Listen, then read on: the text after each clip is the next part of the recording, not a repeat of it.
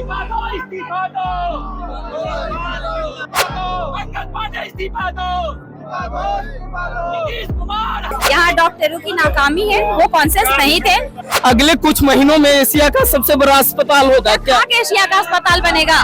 नेता जा रहा है, नेता नहीं सुरक्षित है तो आम जनता को कौन सुनने वाला है? कोई सुनने वाला है? बेड मिलने वाला है? इससे ज्यादा शर्म की बात क्या हो सकती है? आप दावा करते हैं विश्व गुरु बनने की, आप दावा करते हैं कि एशिया का सबसे बड़ा अस्पताल की, और वहाँ बलात्कार पीड़ित के लिए यह कहा जाता है कि हमारे पास डॉक्टर नहीं है।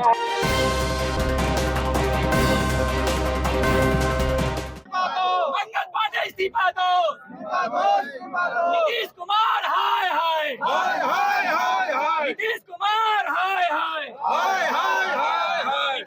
आप ये बताइए कि जो कानून व्यवस्था है ना, एकदम ध्वस्त हो चुकी है बिहार सरकार का। और कानून व्यवस्था, मंगल पांडे स्वास्थ्य व्यवस्था पर एकदम ध्यान नहीं, एकदम ध्वस्त हो चुका है। जो लड़की नाबालिग 9 साल की बच्ची तड़पती रह गई 4 घंटा एम्बुलेंस में, लेकिन उसको वहाँ का प्रभारी जो है उसको एडमिट नहीं किया है।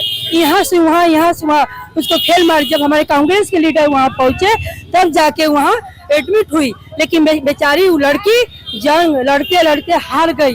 और हारने के बाद भी लड़की का जब मौत हुआ, प्रशासन एकदम, ये बिहार प्रशासन सही है। तो सरकार की ये है कि अगले कुछ महीनों में पीएमसीएच को एशिया का सबसे बड़ा अस्पताल बना देंगे। तो वही तो आपका एशिया का बन जाए या दुनिया का तो बन रहा है दूसरा स्थान, लेकिन एशिया दलित की बच्चियों का कब इलाज हो जा? आम जनता का जब एक नेता जा रहा है, नेता नहीं सुरक्षित है तो आम जनता को कौन सुनने वाला है? कोई सुनने वाला है? बेड मिलने वाला है? उसकी माँ और मैं में अंतर नहीं है, वो जन्म दी है। और हम लोग को याद है, आज हम लोग आंदोलन कर रहे हैं, वो माँ पर, वो बाप पर क्या बीत रहा होगा कि मेरे 9 साल की बच्ची के साथ रेप भी किया और गाला भी रहता और चूड़ा से सीना पर भोगा। कितनी दर्द में बच्ची तड़पती होगी। और ये नीतीश सरकार एकदम सोया है। और हमारे बीजेपी में दो जो केंद्रीय मंत्री बैठे हैं, उनके गोद में जाकर दलित विरोधी हैं। इन लोग दलाल हैं दलितों का। इन लोग दलित पर कभी इन लोग नहीं कुछ करने वाला है।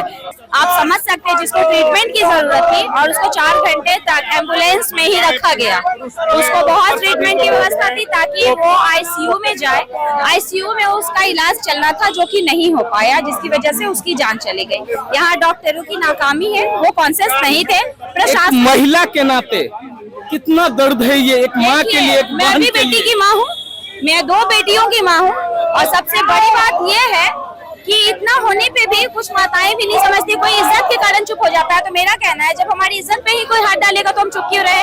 मैं आपकी न्यूज के माध्यम से कहना चाहती हूँ कि इस ऐसे लोगों को, जिनकी इतनी गंदी और घृणित मानसिकता है, उसको बीच रोड पे गोली मार देनी चाहिए। इसके लिए अगर कोई मेरे पे केस भी करता तो कोई फर्क नहीं पड़ता है मुझे, लेकिन किसी भी बच्ची के साथ, महिला के साथ ऐसा गलत व्यवहार होता है, ये चीज बर्दाश्त नहीं होगा। और बिहार की महिलाएं जो बिल्कुल भी बर्दाश्त नहीं करेंगी। क्या एशिया का अस्पताल बनेगा?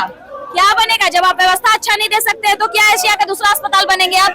जब आपके डॉक्टर का बिहेवियर अच्छा नहीं है, वहाँ पुलिस प्रशासन रोक देती है, बच्ची को ट्रीटमेंट की जरूरत है और आप वहाँ पे कहते हैं कि 2000 दोगे तब तुमको बेड दिया जाएगा, तो कहाँ से व्यवस्था अच्छी है? कि एक बलात्कार पीड़ित बच्ची को बिहार की राजधानी पटना में, अगर बिहार के सबसे बड़े अस्पताल में यह कह दिया जाए कि हमारे पास डॉक्टर नहीं है, वो तरफ तरफ करके मर रही थी, वो अस्पताल के अंदर में प्रवेश लेने के लिए पूरे परिजन उनके बेचैन थे, परेशान थे। दावा तो है कि एशिया का सबसे बड़ा अस्पताल कुछ ही महीनों में पीएमसीएच बनने वाला है। अब इससे ज्यादा शर्म की बात क्या हो सकती है? आप दावा करते हैं विश्व गुरु बनने की, आप दावा करते हैं कि एशिया का सबसे बड़ा अस्पताल की, और वहाँ बलात्कार पीड़ित के लिए यह कहा जाता है कि हमारे पास डॉक्टर नहीं है।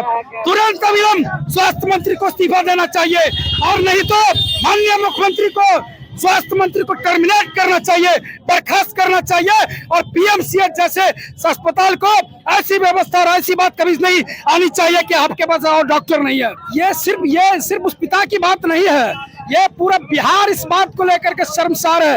हम मर्माहत हैं, हम शर्मिंदगी महसूस कर रहे हैं कि आज पूरा देश इस बात को जान रहा है कि एक बलात्कार पीड़ित इसलिए मृत्यु हुई क्योंकि उसके पास अस्पताल नहीं थे।